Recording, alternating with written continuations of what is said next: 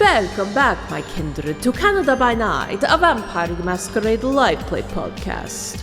Val was welcomed into her first coterie. Neither Camarilla nor Sabbat, Vincent and Amy showed Val a world with no rules and the freedom to hurt humans with no regard to morals or consequences. As Val learned important skills like using the blood within her to produce the blush of life or surging past normal physical limitations, her humanity consequently receded. How much longer will Val remain with this sadistic coterie, and what will become of her humanity along the way? Find out now as you return to the world of darkness. Val, the horrors of your second childhood, where you just want to have friends and no rules, continue. Yep. Over the course of this third year, you learn one of two skills, but we do not know which. Can you roll me this D6? I can. It's a 4. That is a 4. All right. You are learning brutal feeding. Some of these skills, as you continue to grow in your vampiric abilities, they're not as, they don't require as much grotesquerie to learn, honestly, because you've kind of pushed through the big stuff. After you can walk through a person, punching someone is not that hard. After you can control every internal system in your body, it's relatively easier to learn things elsewhere. So it becomes more things you are curious about that lean into what you want, that also appeal to Amy and Vincent's interests. You're smart enough to know that they're not going to teach you a skill they don't want to see you use, but there are skills and things that you've expressed because you've established that Val is deeply uncomfortable with the art. Yes. Deeply uncomfortable with kind of inflicting pain as a form of enjoyment. Yeah. Val is explicitly not a sadist in the way that these vampires are, which means learning how to feed faster and more violently is actually of interest to Val in terms of shortening the amount of time that she has to spend with the people that she's eating, shortening the amount of time she has to spend with victims. This training has really leaned her into certain skill sets, which is why you end up getting another anatomy lesson from Amy. This time, she's got a number of people lined up and completely entranced, and she's just taking apart their necks to show you where arteries are and showing you the exact angle that you can bite at, where she's got fake teeth in one hand. She's made herself elaborate rings of metal fangs that stick out on her pinky and her forefinger with little teeth in the middle and an entire bottom jaw that extends off of the base of her hand. And she says, "Well, darling, you just need to bite them in the right way. See, if you come up to this person here. Now, if you come at them from this angle," and she just goes with her hand and brings her fingers together and it punctures through into the person's neck. She says, "See, it's just making a mess, but it takes so much time. You want to work fast," which means this artery here. She's got her other hand has a little Sharpie in it. She's drawing you targets on the neck. And she's like, "See, if I'd done it there, it'd be so much faster. This is moving slow. Then you just got to get yourself at the right angle to just let it happen quickly." Anyways, and she pulls the release and this first person's body just falls to the ground and she moves on to the next one. She says, "So remember, Sharpie, Sharpie, Sharpie, this is the artery here. Now you want to make sure that you're ready for everybody, our little red friends, to come down the highway into yourself. So bite there if you can." Val definitely prefers this over all of the art stuff, the training, but also when Amy mesmerizes people and that they don't react or they don't make, like, that's even easier to deal with because when they're just a statue. And I think that the main thing that Val enjoys about being a vampire, it is the blood stuff. So once they're meet, she's not interested and is not interested in any of what their art is. But the moment blood is being spilled, it is that kind of addiction, compulsion, fascination with the way the blood is. Well, it's arguably the only form of pleasure that Val gets is out of eating. Yep. There's nothing else on the list right now. No. It's monstrous companions doing horrible things that all make her feel sick. Though she's feeling a little bit less sick every year. Still sick and horrified, but one might say if it was a scale of 10, she's feeling 10% more comfortable with what's happening every year. Correct. Yeah. So being in this situation, that's what she likes. So getting this lesson of how to get blood faster and kill people faster, right up her alley. So she's diving in completely 2 feet, trying to figure this one out as she bites down on the next person. And you bite down in the appropriate place, and you drain this person so rapidly. It's so fast that they just go from alive to dead. And you just hear go, oh. Well, you did it right, darling. It wasn't very exciting to watch, but I'm sure it was great for you. I could, let the rest of them go and run around a little bit and watch you catch them to see if you could do it in the field. Could you roll me? I would say a wits and streetwise. Yes. And if you have a bonus for kindred, add it. I didn't learn that yet. Oh. I learned that in New Haven, being around a lot of vampires. Got it. I don't have that shit. Come on, dice. Oh, that is 4 successes and then 2 10s, no hunger dice, so that's 6 successes. 6 successes. I mean, I'll roll for it, but I don't know why I'm doing it. She's never been hungry in her life. Not 6. You realize you have a way out of this if you want to take it, which is you can say you want to go practice in the real world, just go off and hunt. You've been able to use hunting as an excuse that's grown over time to get out of the things you don't want to do because they approve of murders, but it lets you do murders that they don't have to see. So they don't have to force you to make them into like sadistic operatic affairs. Yes. You never have to do that, but it's a strategy that you've started picking up and it's working, though it leaves them disappointed. Yeah. Just chasing 3 of these little piggies around this place. Just, oh, darling, I'd love to watch them run, and I think you'd catch them up right quick. One of them. I'll chase one of them, keep the other ones for later. Ooh, one for now and snacks. I like it. We get to watch a little party. All right, so you or you. This is a tough decision who I'm going to let down. I'm going to get out the victim chart just a moment. We don't use this often in our vampire game. That's true. We live in a nice, stable town where nothing bad happens ever. In our vampire game, the victims are the players. All right, Del, can you roll me a D6? If it is a 6, I will have you re-roll. 2. 2, okay. Can you roll me a D10? 4. We're looking at, of our 50 victims, 24. Okay. There is a goth. 90s style. So a little bit ahead of their time. Put together a 90s goth. They're melancholic. Their name is Ross Geller. This is before Friends, so it doesn't seem like a joke. God damn it. These Patreon names. It's Ross Geller, the goth. Yep. Still with their pitch black dyed hair in place, dyed eyebrows, clearly too pale. There's a little bit of red stubble growing in on the cheeks. Still in their black outfit, just the crow before the crow. Yep. Yep. And the goth is set free for you to chase down. Great.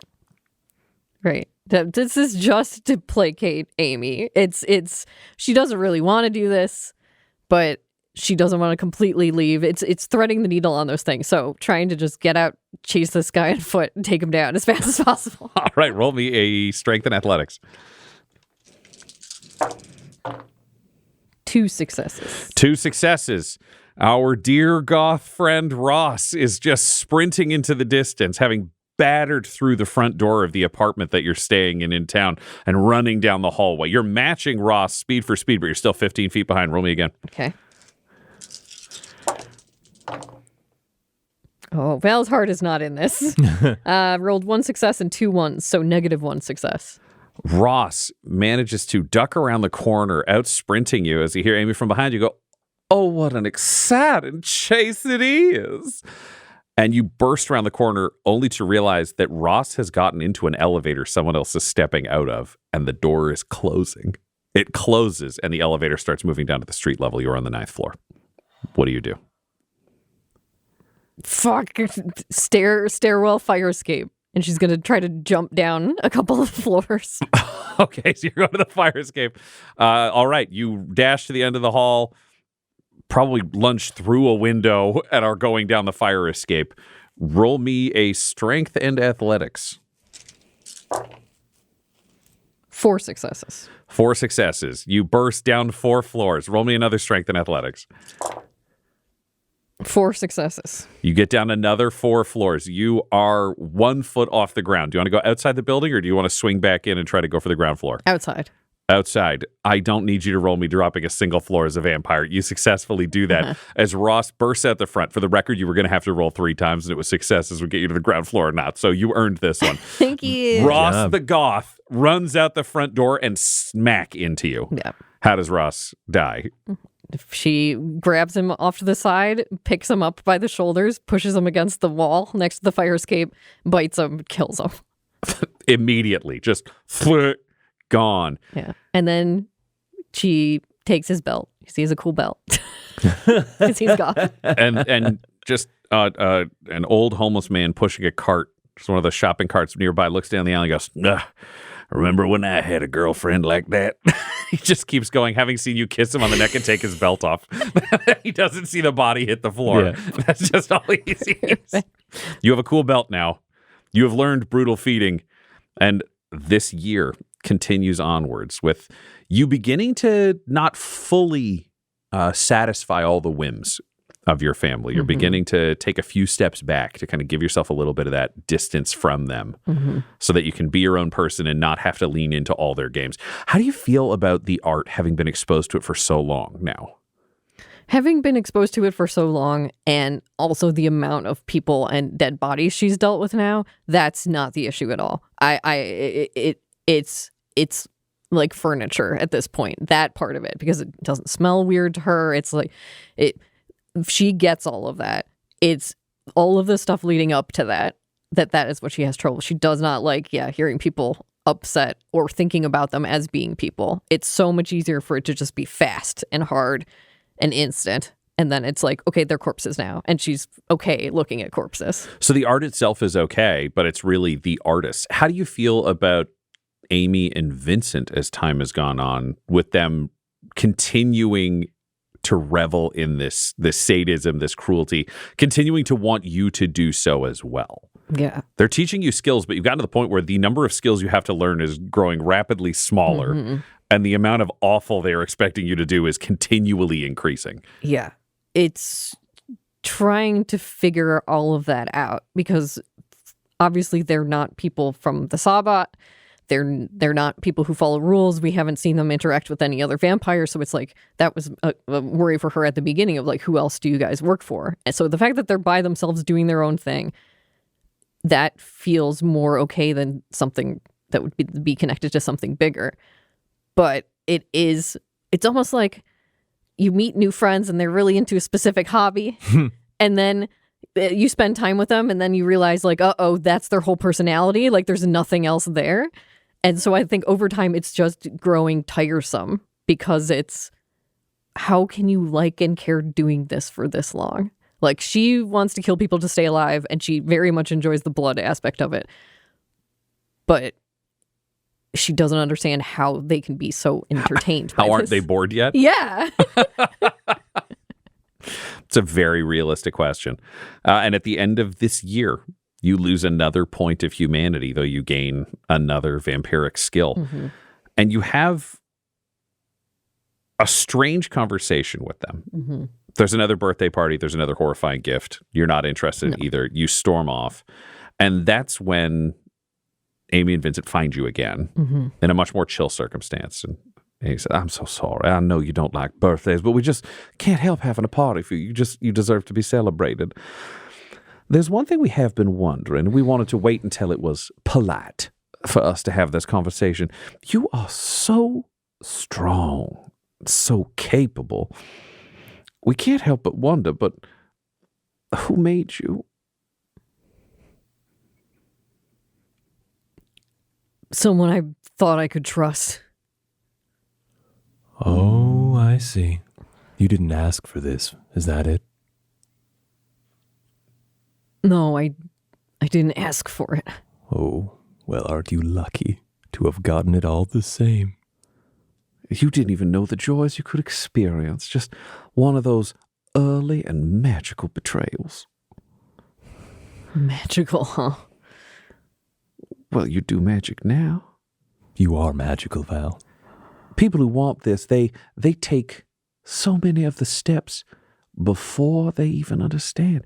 You took every step, every little immortal horror you discovered yourself on the walk. Right. And you got to do it guilt-free. You didn't choose it. Anything you do is not your fault. It's just who you are now. You're one of us. It's instinct, nature. It's right. Natural. It's true. Yeah, it can feel good when I'm doing it. Exactly. I do have to ask, though, now that we've spent a few years together, you're growing up, and sometimes as we travel, there are those who might wonder about us. What's the name of the vampire who made you?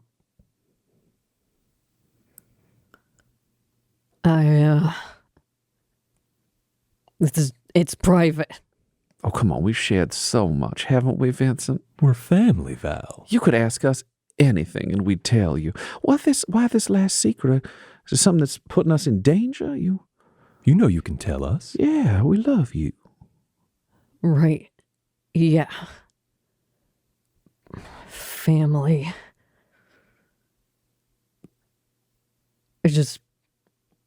I know he's in Calgary, that's all. You didn't know him before he turned you? Well, backed it to this corner. Like, how dangerous can it be? No, I didn't fucking know him at all. Well, that is interesting. Mm-hmm. He must have seen something special in you, the way we do. Yeah, I'll send some messages to some friends, see if we can put together a little picture book. You know, all the vampire players in Calgary. Anybody who'd be old enough, powerful enough to create you. And then you can ID him out of the lineup. You know, just point at the little face of the one who did that. I don't fucking need that. I'm just staying away from there.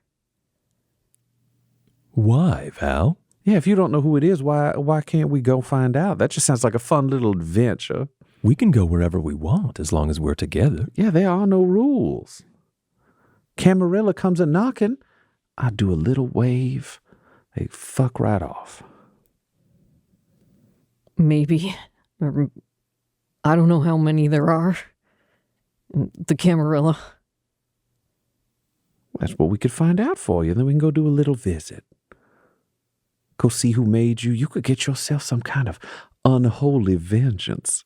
Ooh, closure. Yeah, you was betrayed. Now we can end it. No, it's fine. I'm good here. We just keep doing what we're doing. I don't need to know any of that. It just seems like you're growing dissatisfied with some of the art. You seem restless, Val. So we're trying to figure out why. What we could do for you. What's wrong?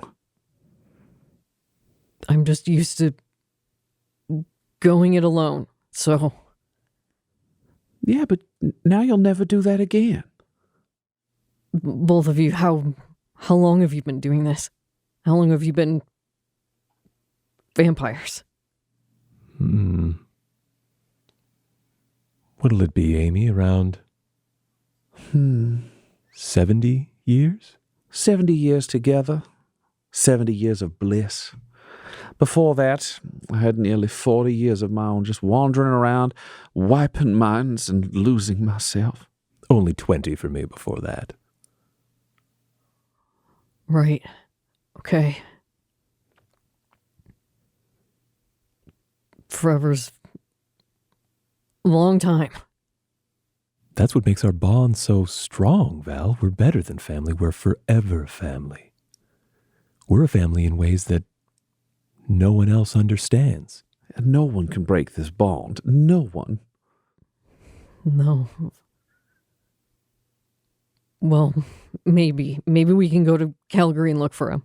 Oh, Val. I'm so happy to hear that. Yeah. Excellent. I'll see if I can find any names of some elders, some ancients in that city, and we'll just start working our way back across the country. We don't need to rush. I'll do the research. I'll see what I can find, and then we'll see if you can identify this vampire who betrayed you, forcing you into a life of undeath. Right. Yeah. That's my life now. Exactly. Now and forever. Right. Unhappy birthday, Val. Fuck. And that's the end of your birthday. And you slowly begin a murderous, psychopathic, art-filled trek across Canada that takes nearly a year.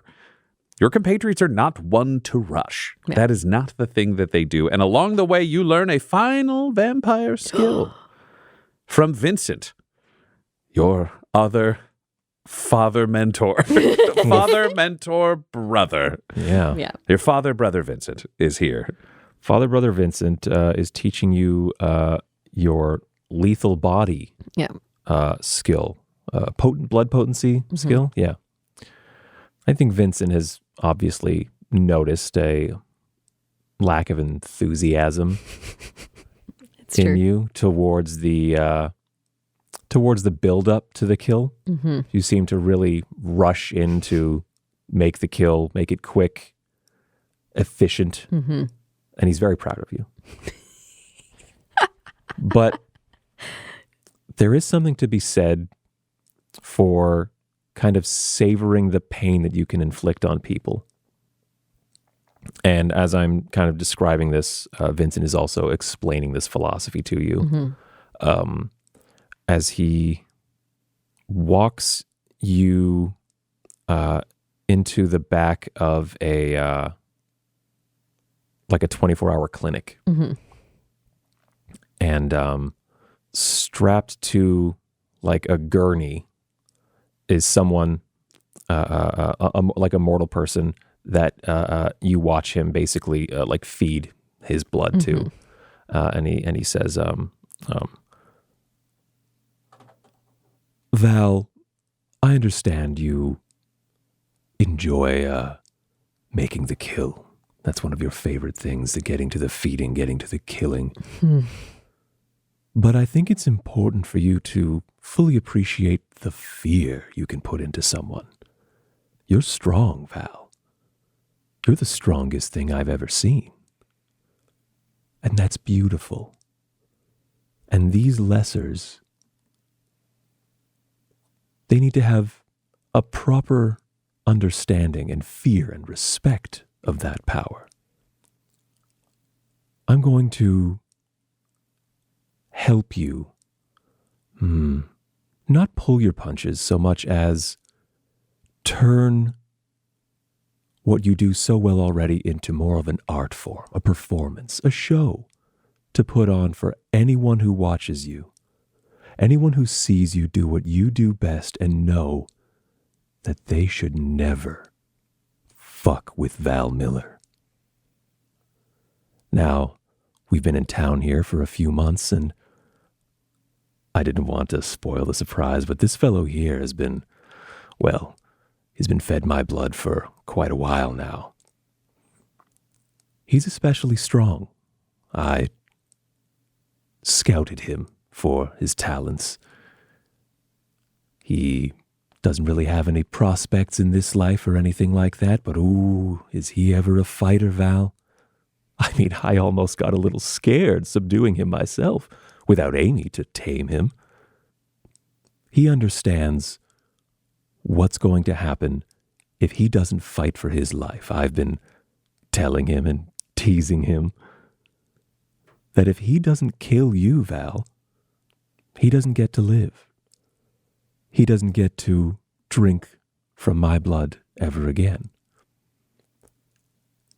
Now, I want you to show him and all of these people, and he'll just draw like a curtain, like separating one gurney into like another kind of hospital bed, and it's just like the hospital, like the clinic staff, like just they're all just like gagged and bound, basically, like they're just like tied up and gagged. He's gonna say, I want you to show them why they should never speak of this night to anyone ever again. We're not going to use Amy. We're going to just use the visceral potency of your performance to show them that, and he looks at this group, if you say anything to anyone about what you've seen here tonight, we will come back and we will do so much worse to you. How does that sound, Val? Val is standing there.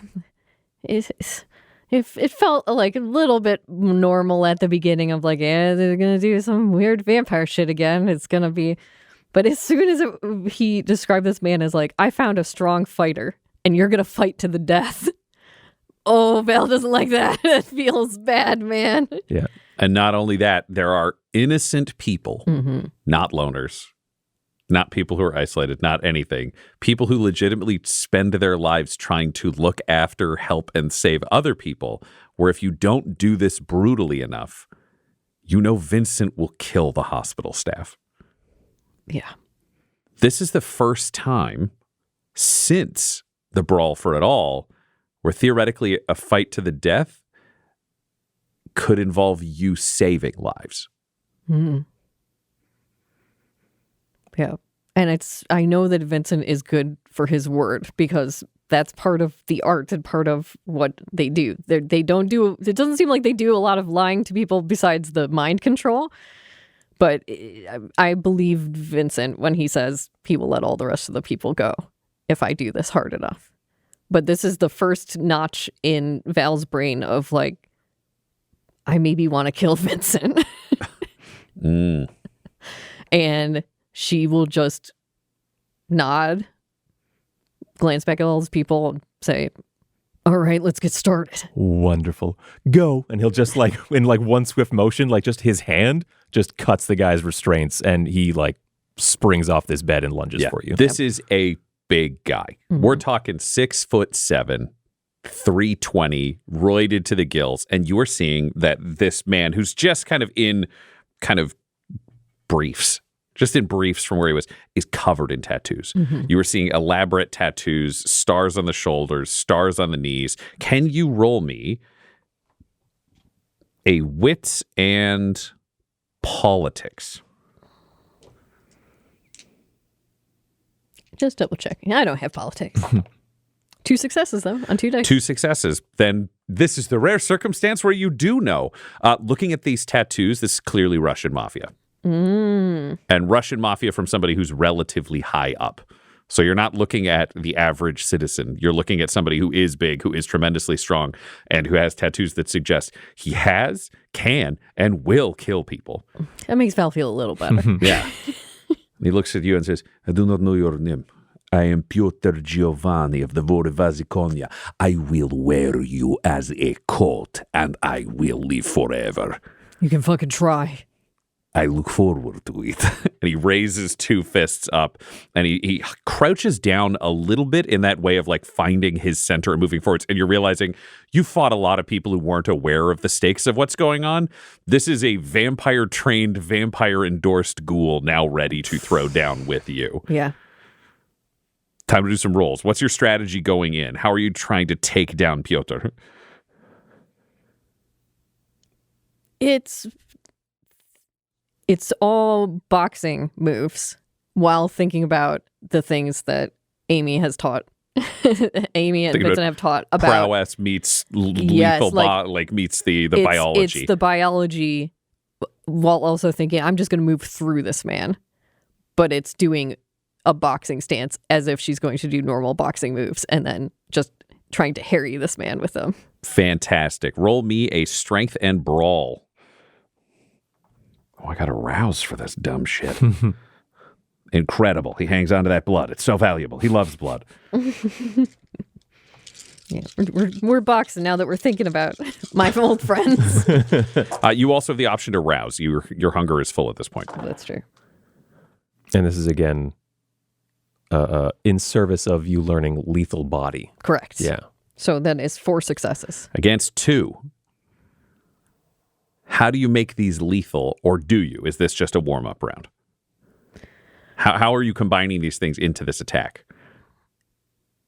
She's definitely making them lethal attacks. I think it's blows that almost could be glance. She's not even trying to do body shots. She's trying to punch his hands and his arms and trying to break that so that he will stop fighting her. Great. You are immediately breaking bones, and you see the injuries both heal up, and you're realizing that he is juiced currently on Vincent's blood, but you shattered, like cracked a forearm. I don't know the name of the bone between the elbow and the shoulder. You crack that on the other arm. You manage to sock it and dislocate his jaw. You see a couple of teeth fly out, and then you see his jaw crack back into place. And he flexes it. He like reloads his arms Cavill style, and the bones come back together. And you're realizing there is vampiric blood in his system, but you are honing this power to be able to actively use this as the brawl continues. Roll for me again. I'm going to rouse this time. Okay, there you go. He failed his first of 6 rouse checks. Jesus. There you go. I failed mine. I'm getting a little hungrier, but that's another dice in there.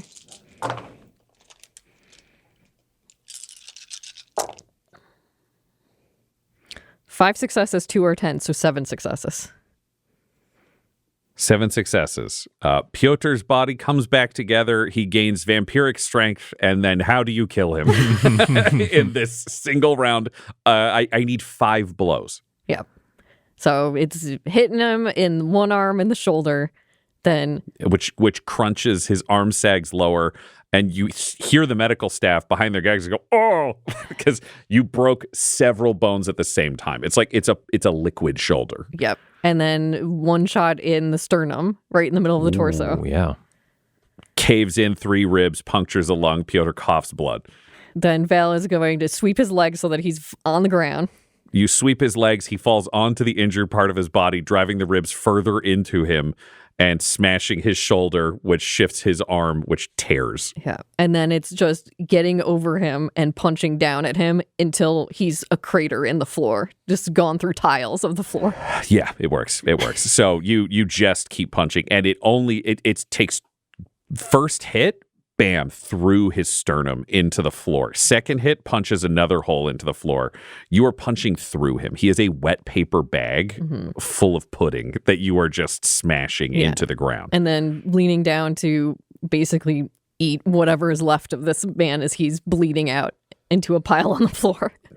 Yep, he's bleeding out pretty explosively, but as you bite through his skull, you do get a combination of brain matter and blood into your mouth. So you get a taste of Piotr Giovanni before he dies hideously in front of the hospital staff. And then Val will slowly stand up with her fists balled and like gore just dripping off of them, and will turn and spit on the floor of like brain matter.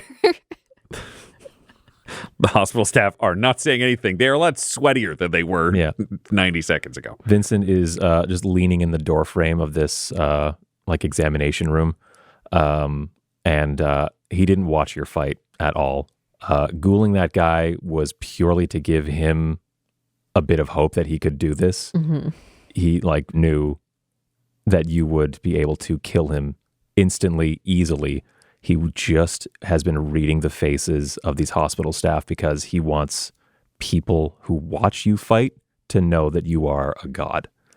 And he feels that they have sufficiently gotten the message. So he will, once again, I guess his signature thing is just, he will just start clapping and applauding for you. A big creepy smile across his face. And he'll say, well done, Val. She'll walk up to Vincent. And she's stalking across the room and just, we're fucking done here. And then walk out. And you do that. Yep. And thus endeth the lesson. The hospital is left to pick up liquefied pieces of a Russian mobster and never fucking speak of this again as you make your way even closer to Calgary. The night before you would arrive in Calgary, where you were staying just outside town, Amy and Vincent sit you down.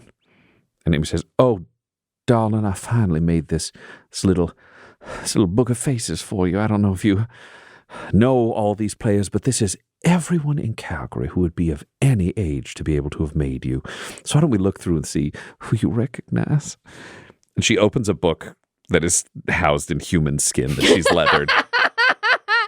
And inside there are Polaroids, roughly taken. This is like someone out of the corner of their eye, I managed to snag a couple of Polaroids of people. They're not always perfectly in focus. They're not always perfectly framed, but you do get an impression of each person that you're looking at. And they've been stuck to these kind of thick hand-cut pages just with blood. It's like she clearly spat blood onto the page, stuck a Polaroid on it, and let it dry. And she's just letting you flip through this book. There are only 25 pictures in this book. There aren't that many vampires who are of Rufus Cross's lineage to be able to make someone as powerful as you. The sheer number of powers you have learned in 4 years with them suggests you had an important daddy. You know, whoever made you, daddy or mommy, was a big deal. Yeah. And that's news to Val in general, because obviously she's not learned about like lineages or powers, or she just is who she is and figures that's how it goes.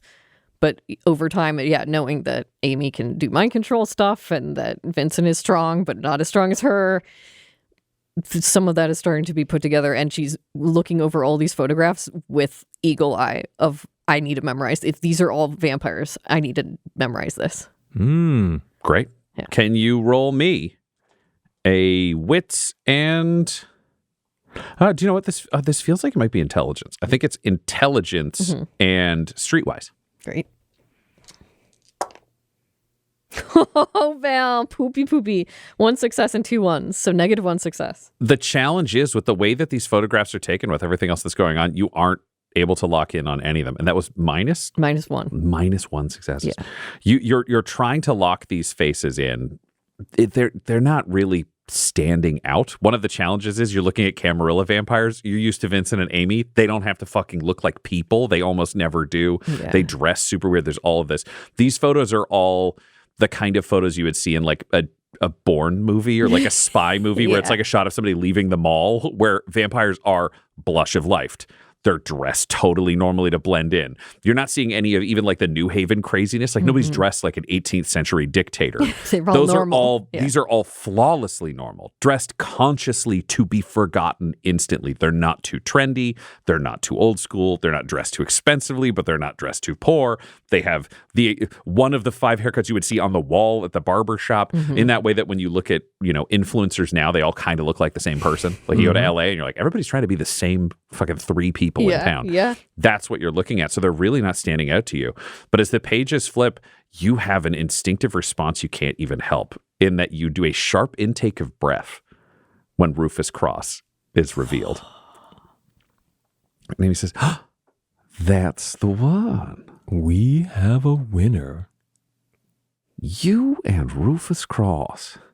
Why would the sheriff of Calgary be interested in our Val?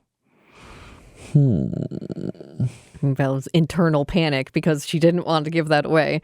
I think it's the moment that maybe everyone has experienced this. When you hang out with people and you're like, these are my cool friends and it's fine and we have a fine time hanging out. And the moment another person is around, or another friend, or even a parent who's like, oh, I'd like to meet him, or I'd like to, and you're like, no. You can't meet my friend. Like, they're fine for me, but like, if I have to show them around to other people, I'm gonna feel real awkward and bad.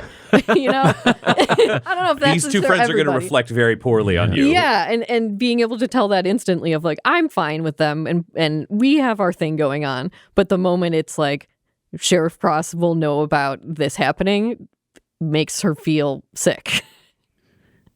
Yeah. That's what's happening as they look at you and go, So do you know Rufus Cross in any way? You said you didn't, but that's, I will admit, a strange one. He's not known for doing this. As far as I know, he has no children. No. And he didn't have permission to make one, so we've got a sin here. Well, maybe it's like father, like daughter, and Rufus Cross is a little bit of a rule breaker himself. Oh, a Camarilla criminal. I mean, if you want to meet him, we could blackmail him out of Calgary in a heartbeat. We could have had him come to us this whole time. We can own him. And by him, most of Calgary if we want to. You want a safe place where you can draw up your heels and rule a little kingdom? I don't want that. I don't want anything from him. Oh, so what if we just draw him out and kill him? Take him into pieces. Carve him up for you. Rip that blood out that you like so much. What do you mean he doesn't do this? He doesn't make vampires? Oh, he has a reputation of being just a good little lapdog for the Camarilla. He likes the rules. He likes to make sure that mortals are safe. He likes to make sure that nobody's roaming through and free in Calgary. He, in fact, I don't think has ever made a vampire, which is very strange for someone of his lineage and position. See, sheriffs usually like to run in a little squad of boring, mortal-loving psychopaths. You know, they make themselves some extensions. They can be extra strong, keep them on strings. He's done it alone. He's got the favors to have himself a little baby, and he's had none, but he made you on the down low. Very interesting. That's spicy. A wonderful blemish on his perfect, pristine record. If he died and someone found out that he'd made a vampire, why, they wouldn't even look for the one that killed him. They wouldn't. No, he'd have to hunt himself down if that was even possible.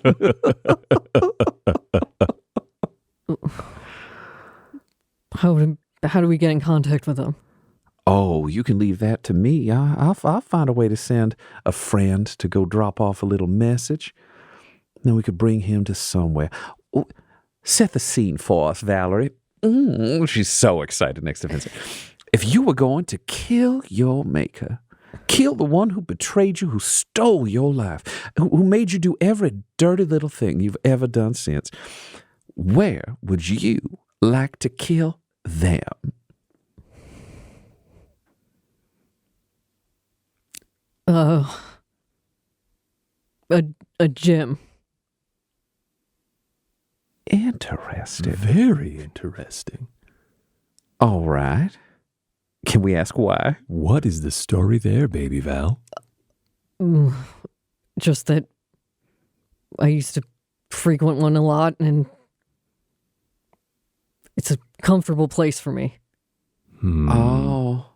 Now, Val, you claim to not know very much about him, but you do use the word betrayal when you talk about him embracing you. How can you be betrayed by someone you don't know? And you watch Amy's head tilt as she takes in this thought from Vincent, because it had never come to her. Look, we can just leave it be. We don't need to get involved with him at all. But why not? It's going to be so much fun, Val. We crossed the whole country to make this happen. I made such a lovely book.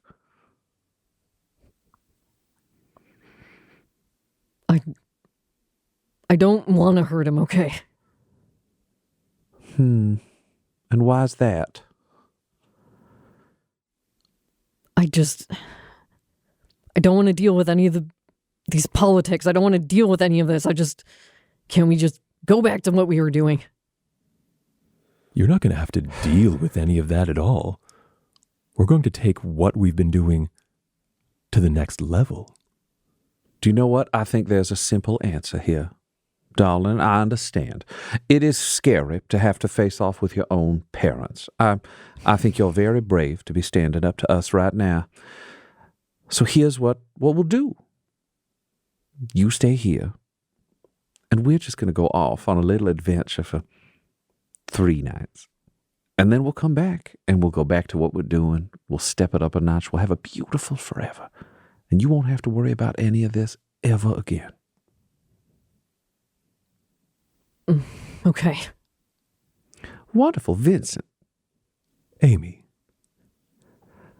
Come with me. She offers you an elaborate hand and a gesture to walk you out. He bows deeply and takes her hand with like his other hand like behind his back, like a courtly greeting. Oh, yeah, she gives you an elaborate bow, which now you know is kind of fucked up because they're both only like 100 years old. They're not from that time. No, they're not from the 1500s. Yeah. They're both from like 1895. It's and so there's good. no way they were nobility. No. Oh, yeah. And they sweep out in an elaborate exit. Mm-hmm. Can you roll me a wits and streetwise? I will give you a 2-die bonus to this pool. Thank you. Because you know these two very, very well.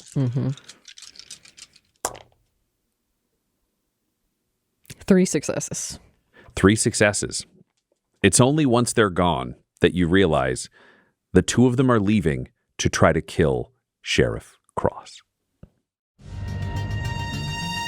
This episode of Canada by Night features the voices of Tyler Hewitt and Del Borovic, alongside storyteller Ryan LaPlante. This episode was edited and mixed by Laura Hamstra. Canada by Night's artwork was created by Del Borovic at delborovic.com. That's DELBOROVIC.com. And our ad breaks use the tracks No Control and Cheaps by Jazzar, JAHZZAR. All of their music is available at freemusicarchive.org. Canada by Night is a spin-off of the Dum-Dums and Dice series Blood and Syrup. If you want to hear about what happened to Everett before he came to New Haven, look for Blood and Syrup anywhere podcasts can be found. For all things Dum-Dums and Dice, including merchandise and how to join our Patreon, you can visit dumdumdice.com or find us on social media at dumdumdice. That's DUMBDICE. Sleep well, my kindred. Sleep well in this world of darkness.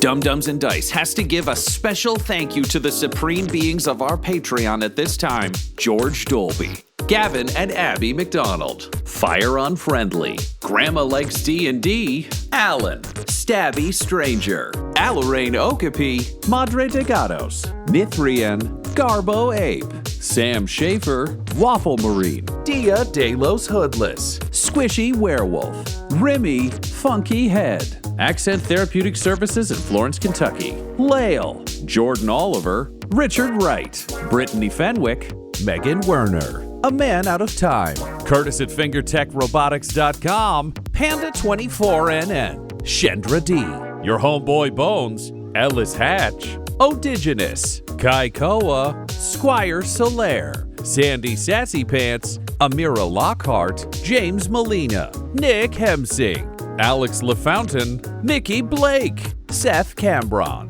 Corpse Knight Silver, Adam Mir 101, The Dankler, Anticore 7, and Jill and Noel LaPlante. If you want your name to be added to this list, you can join our Patreon too at patreon.com/dumdumdice. Thanks to them, and a little bit of thanks to you.